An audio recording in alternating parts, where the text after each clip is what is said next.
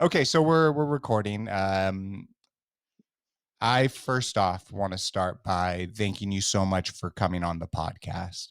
It really means the world to me that everything that you're doing. When I was tagged in one of your posts, and I just saw, what you were sharing, and then the response. It was incredible. I mean, we're going through a time right now where it's a lot of people are scared. People are dying. There's so many things going on, and it's a challenging time. And so for you opening up and sharing your story, it means a lot. Thank you. Yeah, absolutely. So for the people listening, do you mind introducing yourself and tell a little bit about yourself? Yeah, my name is Greg Geilman, and let's see, I live in Manhattan Beach, California. I'm a real estate agent, and I am 50 years old. I consider myself a young 50. I work out, Yeah. I exercise, I eat pretty healthy, live a fairly active lifestyle, and yeah, I guess I've become coronavirus famous. Yeah. It's so sad. I don't mean to laugh, but yeah, I fully get it. Um you said a lot right there, but one of the last things that you said was about the coronavirus. People that are listening, what happened? I mean, how did this all come about? Yeah, so first of all, I just want to say that it was not my intention to necessarily become popular or get any sort of notoriety from this. In fact, the reason I did my first video that kind of went viral, no pun intended, um, was because I got sick on the 18th, March 18th, 2020, and I got tested for the flu the following day, and I'll explain why I got tested for the flu that day. And that came back negative.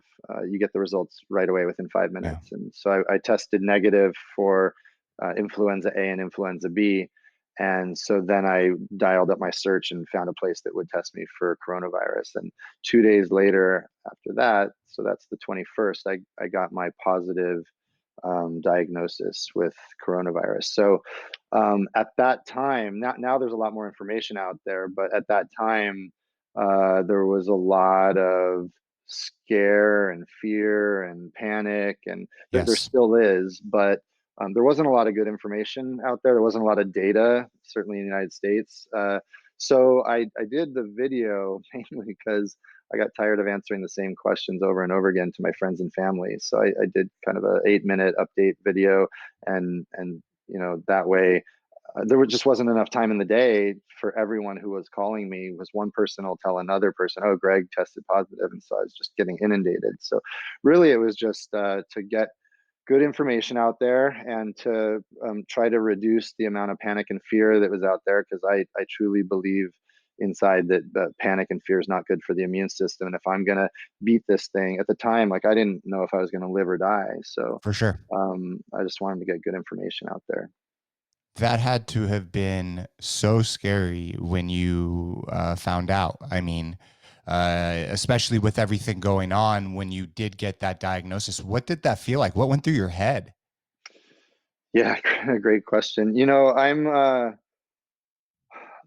I've talked to a lot of people about this since this has happened, and yeah, I don't want to die for sure. Of course. But everyone, I think, has a different relationship with uh, death, and I've had near death experiences in the past. I've survived pretty heavy drug and alcohol addiction, so the fact that I was maybe, facing this virus that was going to take me out. Yeah, it caught my attention for sure. Don't get me wrong. But uh, one of the news channels asked me, was it scary? And I thought, if I can be helpful to other people and I can be useful, that's how I want my last days to be. If I can donate my Smart. blood to science to help maybe develop a vaccine, that's what I want to do today. I don't know what I want to do tomorrow, and I don't know what I'm going to do next week, but today I want to donate my blood. I And it love was that. just really easy decisions like that. Yeah. It seems like it's just, everything that you've done up to this point, it's not that you even thought about it, it's just instinct, and, we have this fight or flight mechanism, inside of all of us, right? And for you, you're a fighter. I can tell that from your stories, the way that you're speaking, everything that you're sharing with me right now. Um, what did you start feeling? What was it that said, "Wait a minute, I gotta go get checked out?" Like, what were the symptoms? Yeah, I woke up on the morning of the 18th and I had, what felt like kind of a regular flu that, uh, in fact, it wasn't quite as bad as flus I've had in the past few years. Yeah, Flus I've had in the past few years have really kicked my butt. I was down for the count for 8 or 10 days. This, I had a sore throat for sure, a cough, like a dry cough. And when I say dry cough, I think what people in the media mean is there's no mucus, not a ton of mucus coming from your nose or from your chest. So dry cough. Um, my skin felt really sensitive. I had kind of body aches and chills.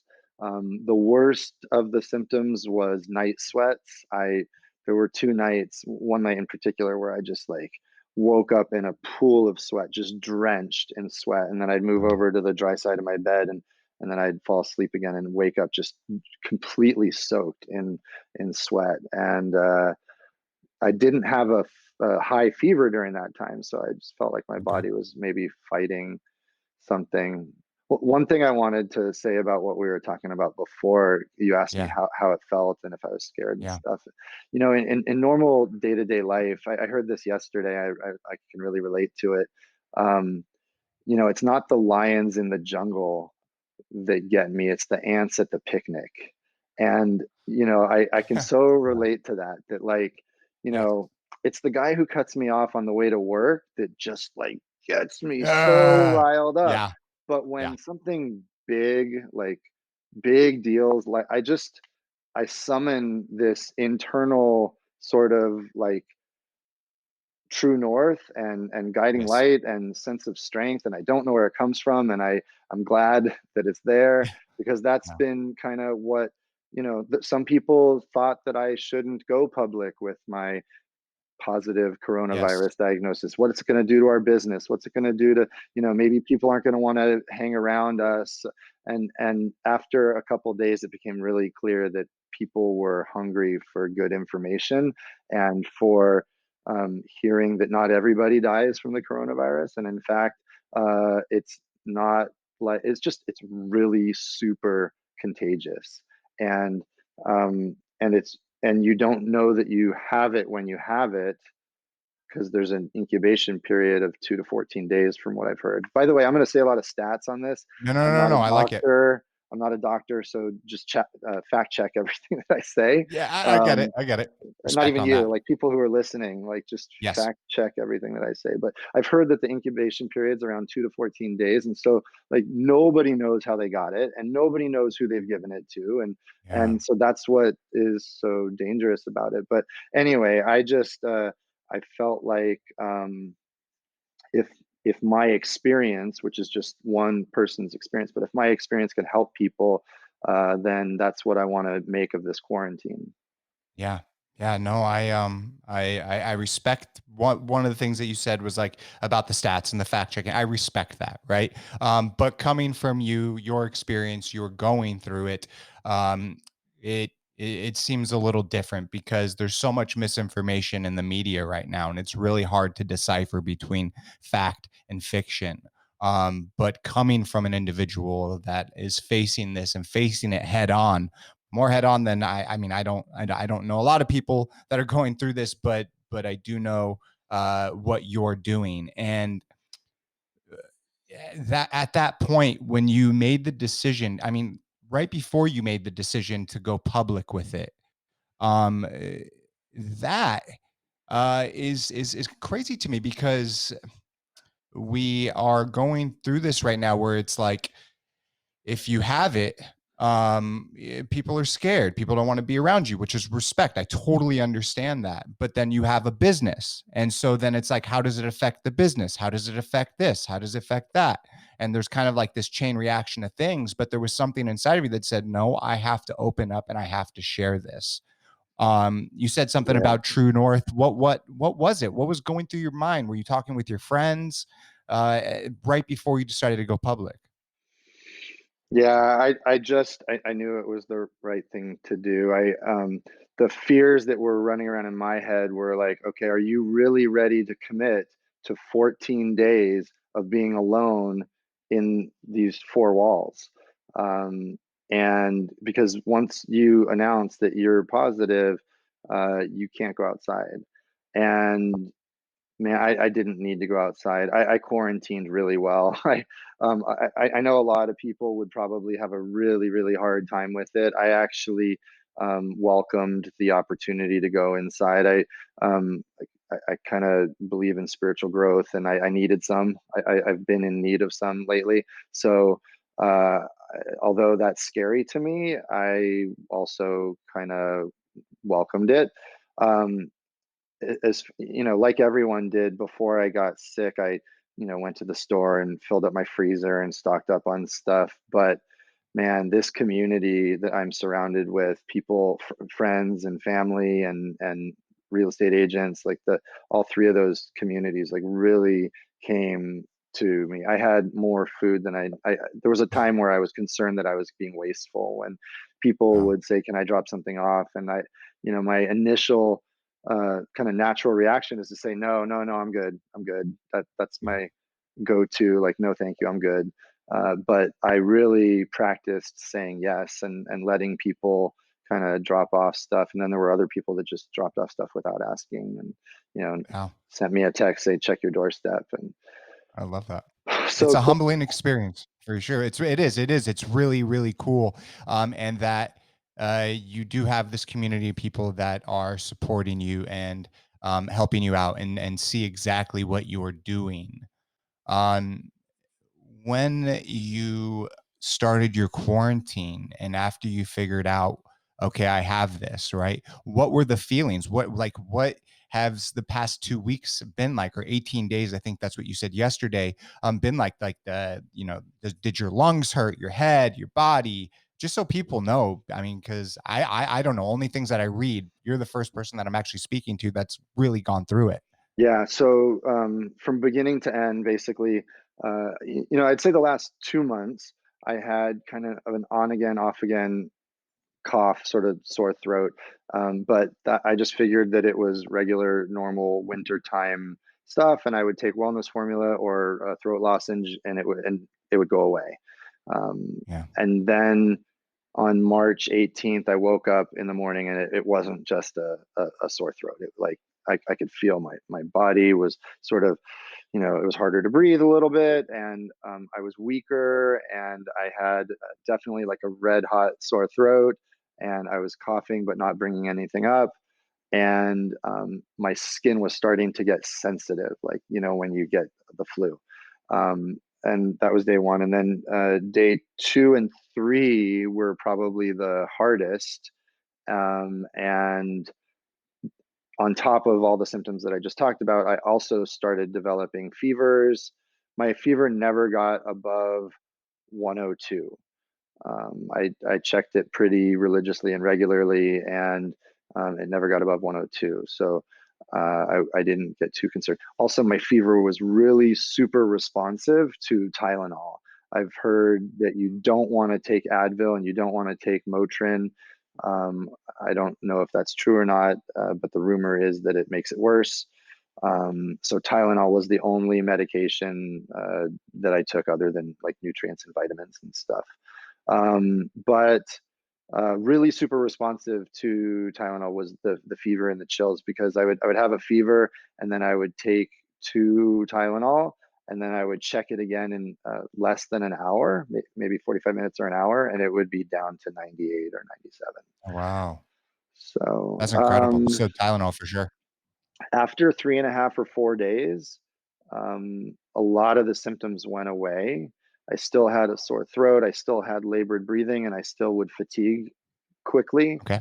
And when I say fatigue quickly, I mean literally like just up and walking and talking on the phone and being on the computer or social media or whatever. Like I would have to take breaks from that pretty Wow. regularly. Um, I had heard from a couple doctor friends of mine that they had been reading. I don't watch a lot of news. I think it really Yes. is bad for you. My mom has Me too. the Yep. the news on all the time, and she's I kind of agree. stressed out about it, and you wonder why. Yes. I talk to people who watch the news, and that it filters it, it waters it down. So anyway, I talked to a couple doctor friends of mine who have been reading a lot, and they said that they've been hearing about people relapsing because they get sick and then they get better quickly and then they overdo it. And so I really feel like I benefited from that Okay. information. I heeded that warning, and I day 8, 9, and 10, I took it easier than I felt like I should or felt Yes. like I could, um, and I really feel like I healed more quickly because of it. This Yeah. virus gets into your lungs, and if you don't take it easy, it can, like, the people who were going into the hospital, it was usually not early, it was usually because they got sick, got better, and then overdid it, is what I've been told. Okay, that makes a lot of sense. That's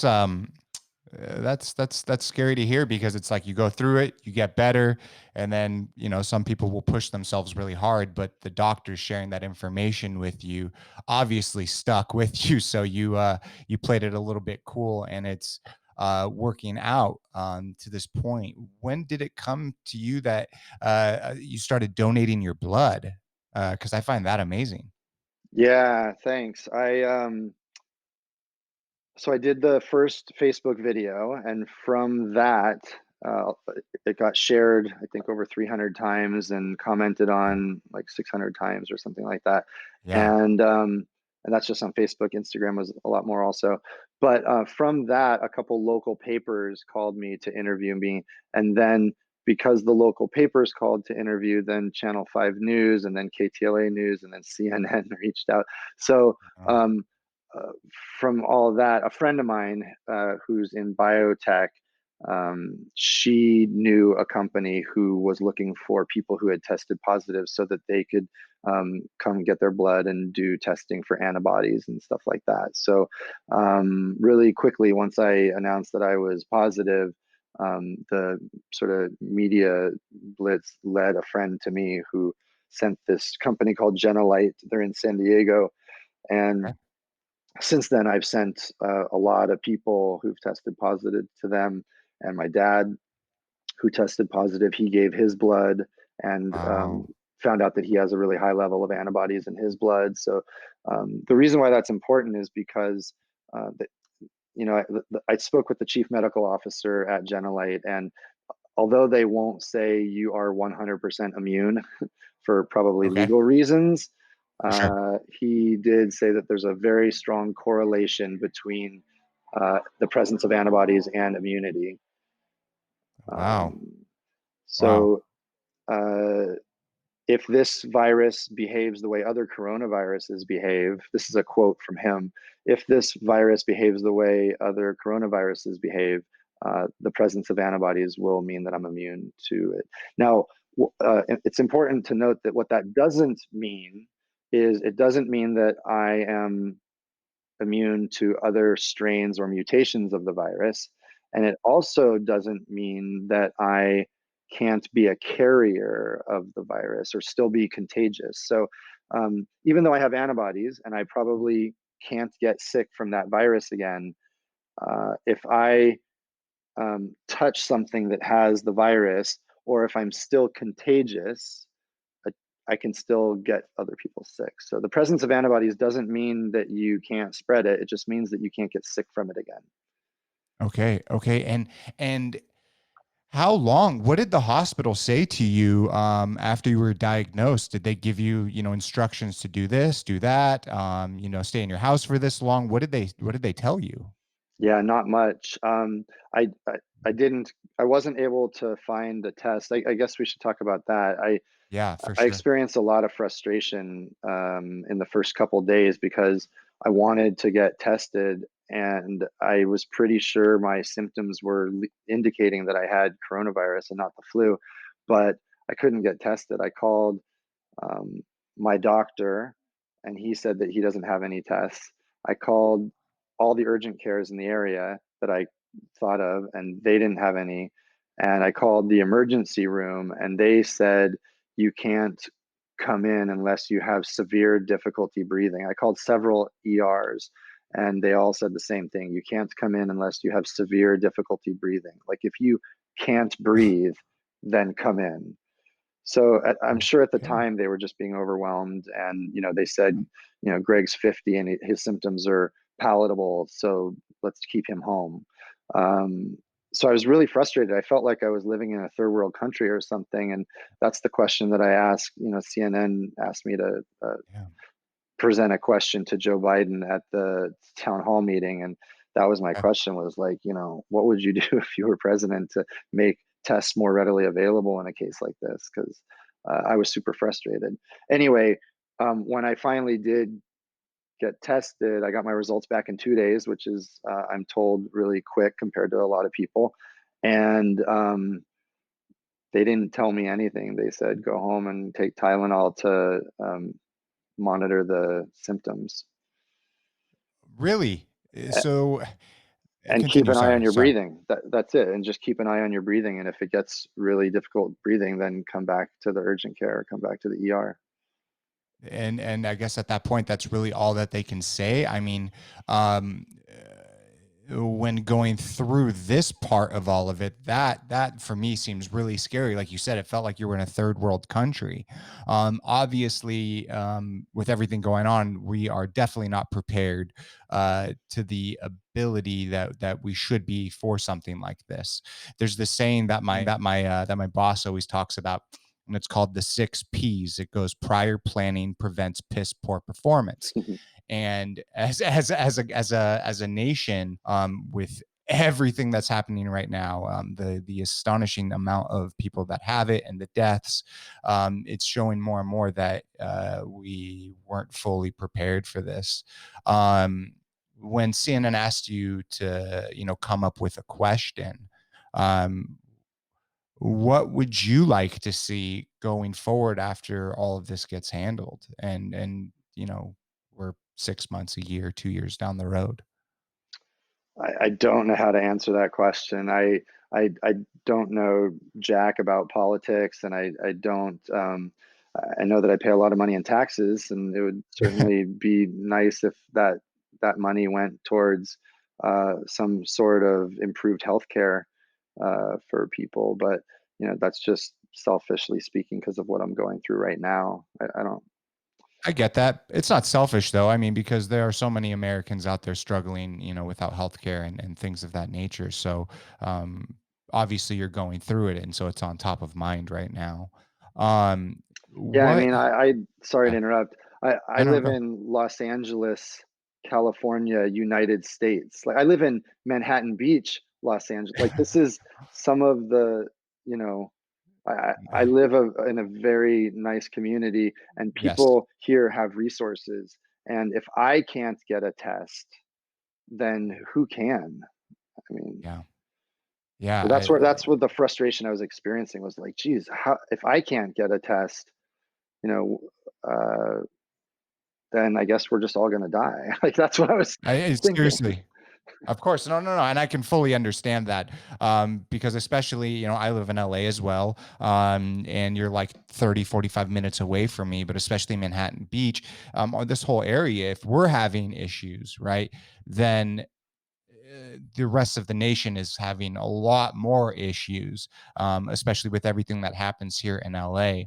Um, that frustration and everything you went through, you said your dad tested positive and other people tested positive.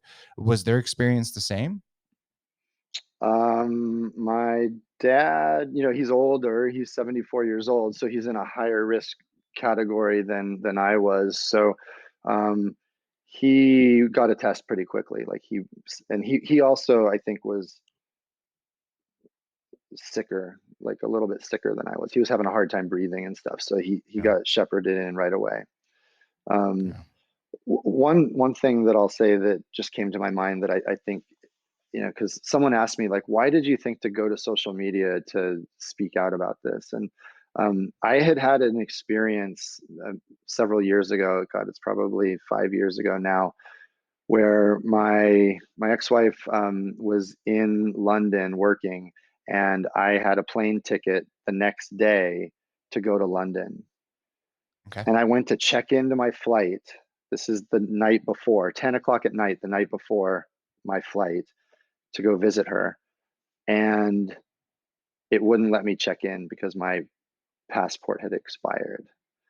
And I was like, oh, I'm screwed. All the blood like left my body. I can feel it right now. Like all the blood left my body. And I was like, oh, I'm screwed. So I decided to post on Facebook, of all things, like, hey, I am supposed to leave tomorrow for London and my passport's expired. And two people got in touch with me through Facebook and said, Greg, you got to go to the federal building at 5 in the morning and get in line and show them your ticket and you'll get a same day passport. And anyway, needless to say, I was on that flight later that afternoon. And a lot of people talk a lot of crap about social media, and I get it. I get that, I don't need to see everyone's meal and what they're eating and what their kids are doing every day. But there's a time and a place for a tool like this, and that thing just saved my butt that day, and I remembered that. So I think my intuition told me, uh, you need some help from the community right now, and if you're public about it, you'll get it. And I got it back in spades. So Yeah, definitely. I mean, there are a lot of people that talk crap about social media, and I fully understand exactly what you're saying. I can see both sides of the argument, but when you needed that passport, you reached out on Facebook. It worked out. When you're going through, you were diagnosed with COVID-19. You kind of stuck between this rock and this hard place, but you remember what happened in the past, and so you open up, and what happens? People start pouring in. Have there been other people that are diagnosed with COVID-19 that have reached out to you that you spoke with and shared some stories? yeah, not in a ton of quantity or detail, but yeah, I have connected online with a lot of people that I don't know. A lot of people that I don't know have reached out. When my uh, interview aired on KTLA News, it was a live interview, and they posted my social media at the end of that. All of a sudden, I was getting, hundreds of Facebook friend requests and Instagram friend requests and stuff. It was kind of funny. I think there was probably a lot of like single moms from Pacoima that were hitting me up or something like that. I was like, I set a rule for myself. At some point, I had to like set a rule, and it was like, if we don't have five common friends, like I'm deleting this. Yes. Yes. Yeah. That's freaking funny, dude. That's But freaking funny. yeah, I've been able to connect people who either themselves or have family members with the urgent care that I got tested at. So I think probably 20 or 25 people have been tested subsequently because I connected them with that location. And then also I've connected people who've tested positive with Genelite, who sends a mobile phlebotomist to your house and takes your blood and drives it down to San Diego on ice, and then they're able to find out whether or not they have antibodies. Wow, that's incredible. I mean, you're kind of like this glue right now where you're like, okay, this person, that person, and you're being able to connect people and make people feel better. I mean, because we're all scared. I mean, I just went out and I'm in gloves. I have a mask on. We have to all stand 6 feet away from each other. It's a different world right now. Um, Yeah. do you think, by you going through everything that you've gone through, do you think that the media is blowing this out of proportion? Do you think that the stores are, being too crazy and that this is, just too much? Or what are your thoughts on all of this? I don't at all. Yeah, if nobody was dying from this, I would say Yeah. yes. Uh, you know, it's very contagious. Nobody knows if they have it, nobody knows how they got it.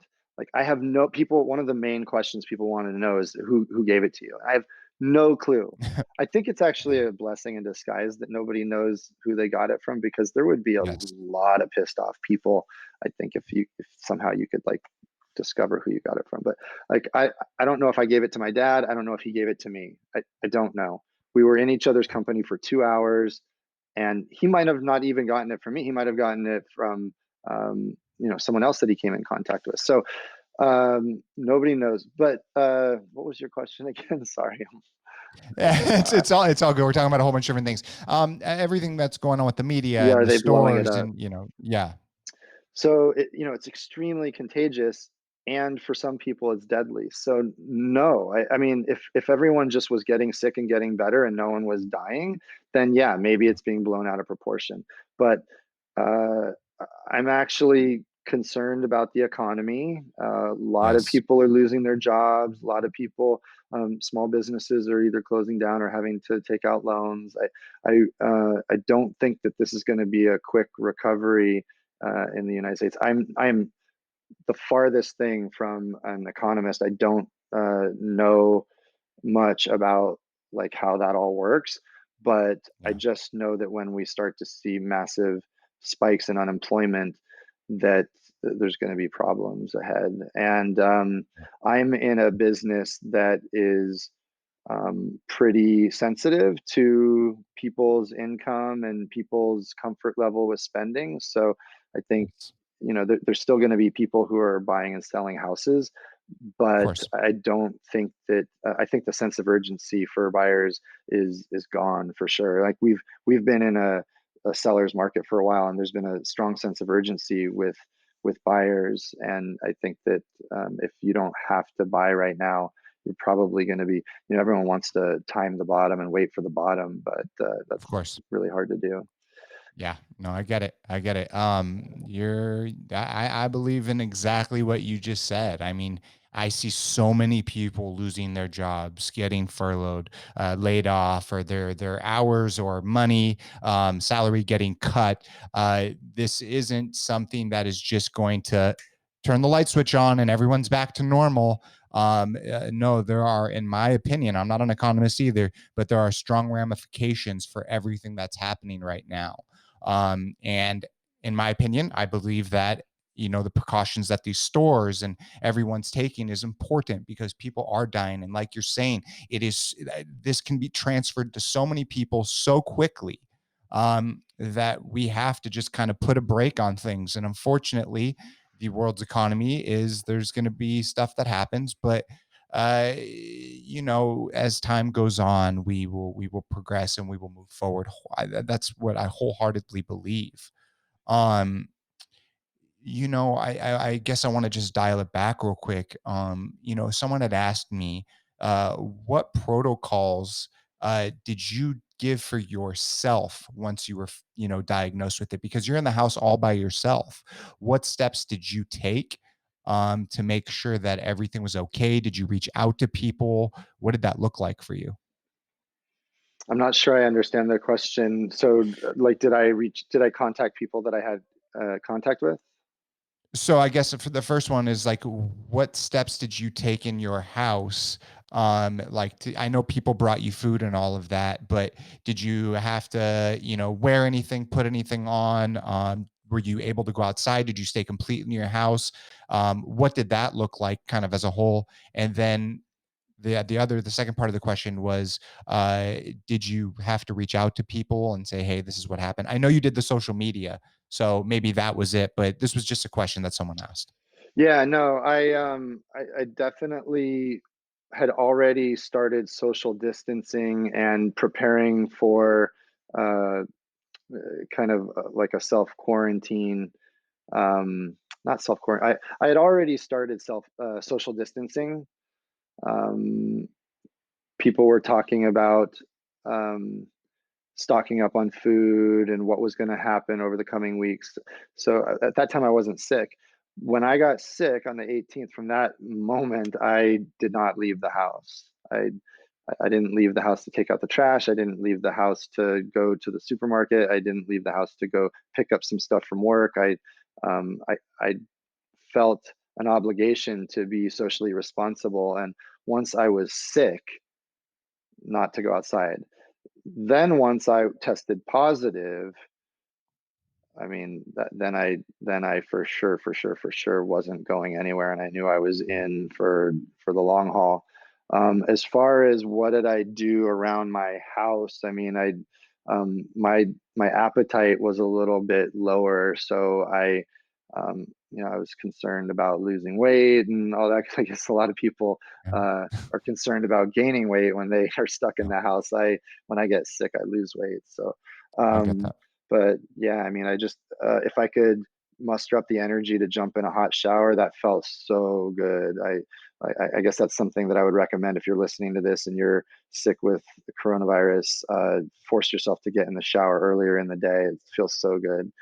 Um, and then yeah, I didn't have a ton of contact with people, but I had to think back 2 weeks, right? Because they were saying that you could have the virus and it could be dormant or latent in you, but you could still be contagious for 2 to 14 days. So I had to look back 14 days and reach out to people that I had met with a photographer who took pictures of my tattoos. So I had to reach out to him and say, hey, hopefully you're not sick, but just so you know, I tested positive. Wow, what did that, I mean, that had to be some hard phone calls, man. I mean, like, how did no? Like, how did the other people on the other side take it?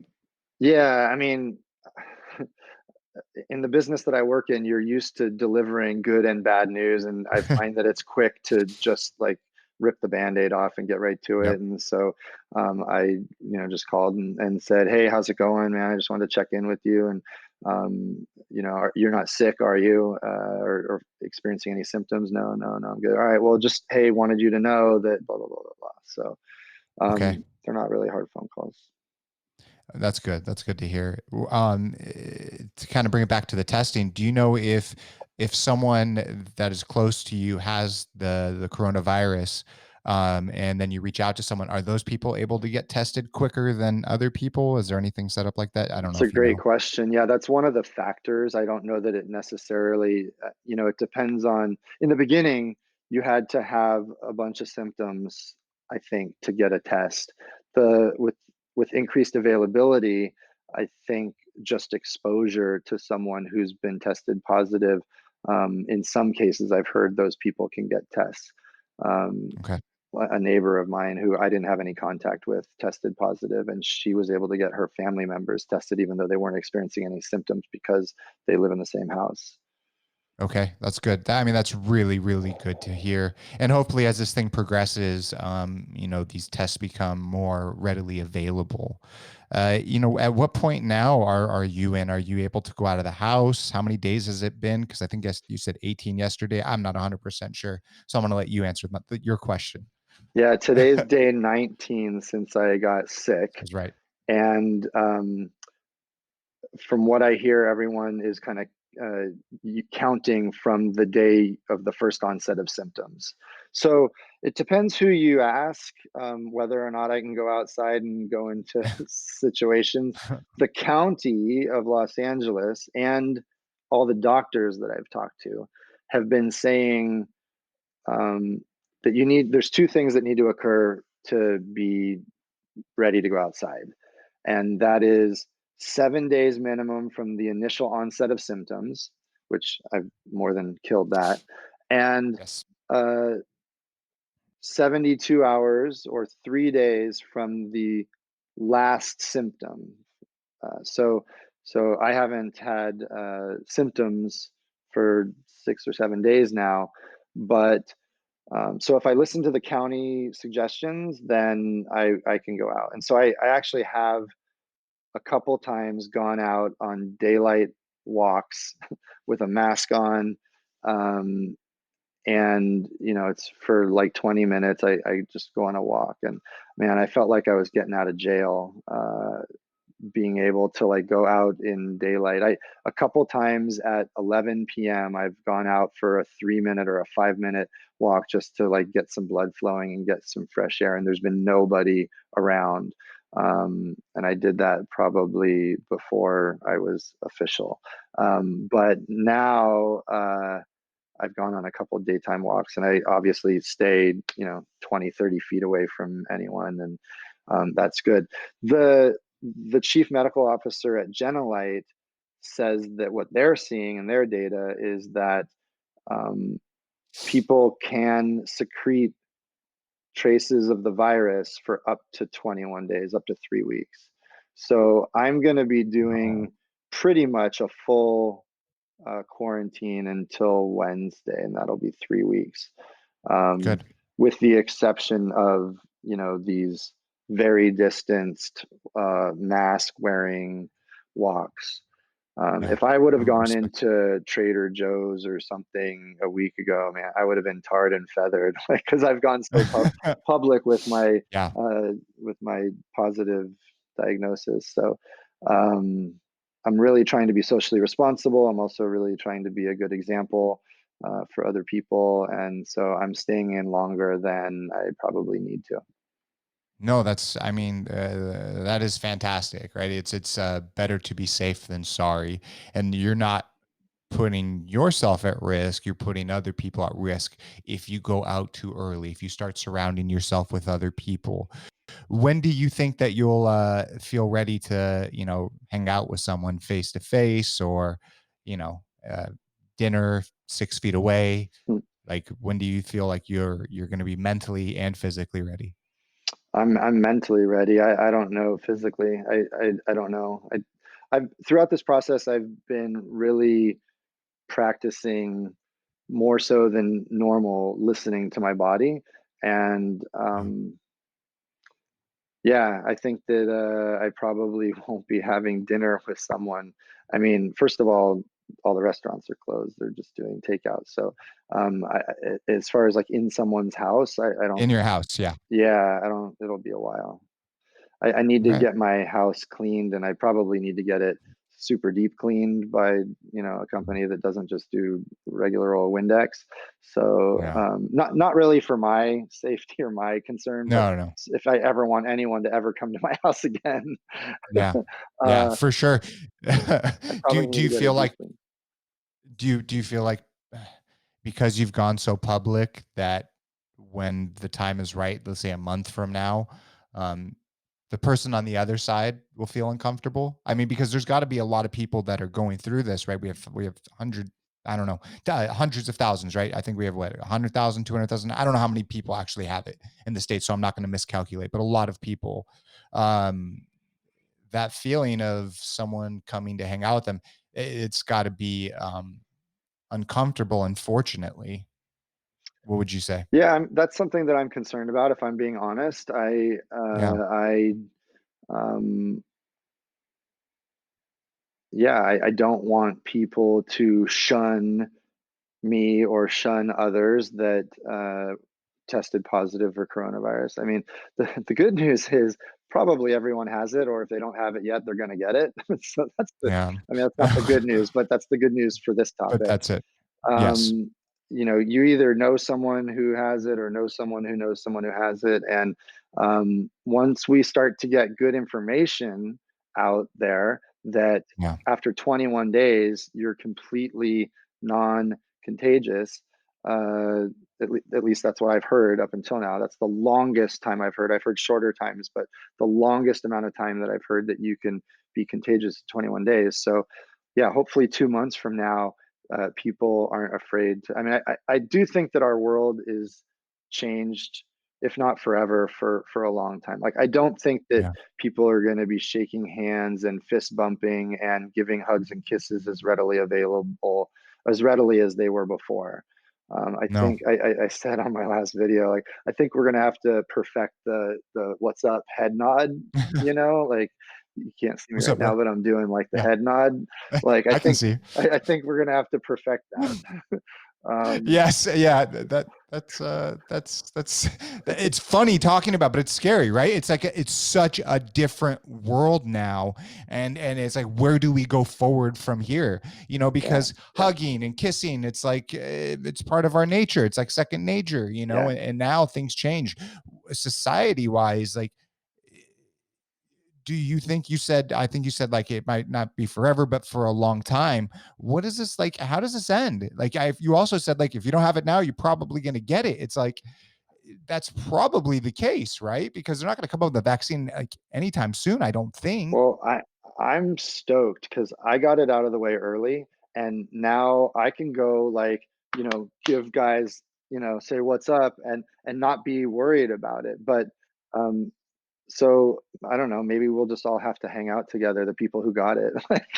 Yeah. It's like segregation, man. Like straight up. It's like you go hang out over here, over here. And that's why I wish we had the ability to test this at scale. Because if we could, everyone would get tested. Okay, if you have it, you go here. If you don't have it, you go here. And then it would be a little bit easier to figure it out. That's definitely not the case. It's coming. I think it's coming. I heard that at least here in the South Bay, Beach City's health district now set up a drive-through testing station at the South Bay Galleria, and I think it's by appointment only at the moment. And I think it's uh, potentially only people above a certain age group. But I don't know that they're requiring that you have symptoms to get tested. So hopefully coming down the pipe is a lot more tests and a lot more data and information. Without data points, any analytics are murky at best. So the more information that we have, and I think we've been getting more and more and more information, every week. So I would bet that in a few weeks we'll have even better information, and people will start to relax and know that people who have coronavirus are not, like the plague. Yes, yeah, yeah, for sure. It's definitely coming, and like you said, as more data, pours out, the better it is. I mean, we have to feel, and this is like fucked up to say, but we are fortunate to be living in 2020 because 100 years ago, when the Spanish influenza kicked and wiped 50 million people off the face of the planet, times were so different. Just what 100 years ago, 1918. And so we are at this different time, but that doesn't make it any better or worse. It's just real facts that we are going through right now as not just the American society, but the world. I say this to my friends that human beings as a whole are hurting right now, but the mother earth, right, she's winning, right? You've got dolphins swimming through in Venice, and then the ozone there, everything that's happening right now is helping that at scale for sure. But where do you personally think all of this goes? Is this something that's gonna, in your mind, end in the next few months, get dragged out for a year, 2 years? I don't know. I don't know. I think that I've seen some people early on. I saw some people on social media that were saying that this is total BS and it's total propaganda, and that the media is feeding us a bunch of crap, and that and if you believe it, if you believe the hype, then you're a punk and all this stuff. And I just, there's always going to be people like that, but I really, you know you almost wish that someone they know gets sick. 'Cause I hate to say that, but it's like I don't want them to die, but I want them to, like, just realize that um, they're being idiots. Not a joke. Yeah, it's pretty serious. And so, like, as far as how long do I think, I don't think that we're going to be back to normal anytime soon, and I don't think that we're going to be. I think the economy is going to, get hit, and I think that there's going to be a lot of people who, um, are going to win in this situation. I think there's going to be a lot of opportunities. For example, if real estate drops 25%, then people are going to, who are thinking about buying, if they buy at a 25% discount, that's great. People who are going to buy stocks, they're going to buy them at a discount. And if they're in it for the Yes. long haul, I think there's going to be a lot of people who make a lot of money in the coming Of years. course. What are some of the things that you want to tell, like share to the American public? Like, you have an opportunity to speak to them on CNN here, through your own channels. But what are some of the things that you personally want to say? Wow. Well, number one is this virus, I think, is real serious and it commands a lot of respect. Not everybody who gets it dies, and not everybody who gets it suffers for more than a couple days. Um, it needs to be taken very, very seriously. I'm young and healthy and active, and I really felt like I needed to um, focus a lot on not overdoing it and not fatiguing. And I've slowly, very slowly, started integrating a little bit of activity back in my life, like going on walks or doing some push-ups. But I would say take it real slow, and even when you think you're taking it slow, slow down a couple notches more. I would also say that this is the recovery is a marathon, it's not a sprint. So um, also, kind of the obvious thing is uh, listen to your body, slow down and really listen to your body. Tell the people in your life that you love them. uh, I've had we don't get to choose our family. So obviously my family members, I call them and tell them I love them. But my chosen family, like the people, the friends who I really care about, call those people and tell them you love them, and tell them why, you're happy that they're in your life. I have a really rich, full life and a lot of people that care about me. And it's shine some, this whole thing has shined light on that. Um, what else? God, I don't know. No, no, that was good. It was no, it was beautiful, man. It was. I I started meditating a little bit ago, before I got sick and before this whole coronavirus thing came out, and I've really dialed that in since I've been quarantined. It's real easy to like distract. I love that I grew up in the internet age, and Yeah. the internet. A lot of people. I don't know, proudly say, I'm not on Facebook or whatever. And I'm like, all right, So that's cool stupid. for you, but like it's really enriched my life a lot, Yeah, social media and the internet. And but it can also be a massive distraction too. So it both increases my reach and my network and my capacity, but it also can be abused like anything else. And of so course. the time that I've spent over the last 19 days, sort of quarantining here in my apartment, I've also increased the time that I've been able to sort of get quiet and look within. And, uh, a lot of really interesting stuff comes up when you do that. For sure. I, I just saw something on Instagram. I'll share it with you. I thought it was Let me super see. funny. Let me see. Let me see. Um, it Quick says, well, well, well, if it isn't the feelings I've been trying to avoid. Like that's like a quarantine self-commentary, like, oh, Yes. those are the feelings I've been trying to avoid. You're facing the shit head on, though. Quick question as we start to wrap this up. How's your dad doing? Oh, thanks for asking, man. Of course. He's doing a lot better, a lot better. He went to the emergency room. He was having some pretty severe difficulty breathing, and he went to the ER. And that was just to be extra careful. His heart doctor wanted him under care, and so they did all these tests on him, and he was totally fine. He just kind of got panicked, and the next day they released him, and he's back home now, and he's Good. still coughing and sneezing and still kind of losing weight, and doesn't have an appetite, but his spirits are really up, and he's much happier. His wife, my stepmom, is now home from the hospital, so he's really happy. Okay, that's awesome. Nothing but good wishes for your pops. You're such an amazing human being. I appreciate the heck out of you for coming on and sharing your story. I mean, it really means a lot. Did I miss out anything? Did I leave anything? Is there anything else? Uh, I don't think so, man. Stay safe, and yeah, keep trucking. Heck yeah, man. Hey, Greg, I wish you well. Get just keep on doing what you're doing. Share your story and just be you, man. Don't change. And I love that painting behind you. That's just so dope.